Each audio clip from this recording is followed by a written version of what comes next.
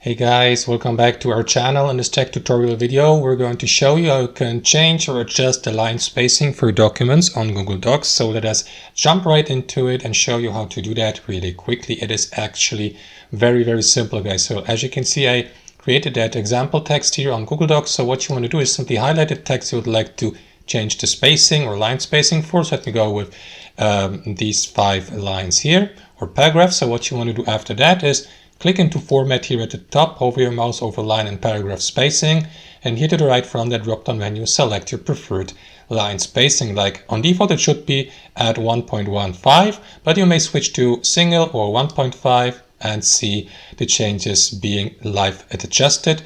Or you may go also and simply adjust the custom spacing by selecting custom spacing here and add your preferred custom spacing here. Like for example, I don't know, 1.75 or something like that. Click on apply here, and that is going to apply your custom line spacing instantaneously. And that's how it works in practice, guys. Hope you enjoyed this video, got some value from it, and we'll see you next time on our channel.